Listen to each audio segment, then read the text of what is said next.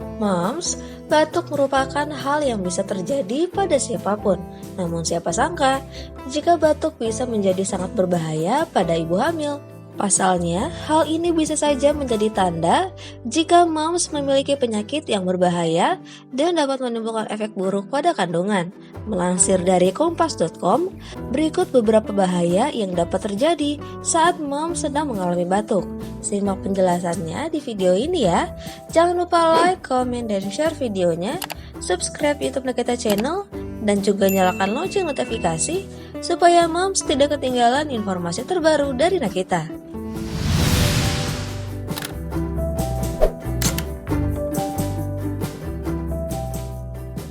Menimbulkan rasa nyeri. Batuk yang tidak terkontrol dapat menyebabkan rasa nyeri pada perut moms. Bahkan, batuk juga bisa membuat moms mengalami kontraksi dini loh. Hal ini tentu dapat membuat kondisi kandungan dalam situasi berbahaya. Janin terkena infeksi. Batuk yang moms alami bisa saja disebabkan oleh infeksi. Infeksi yang terjadi pada moms tentu akan berpengaruh terhadap janin dalam kandungan.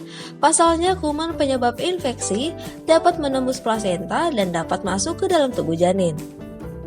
Janin terguncang. Saat batuk, biasanya bayi dalam kandungan akan merasakan guncangan.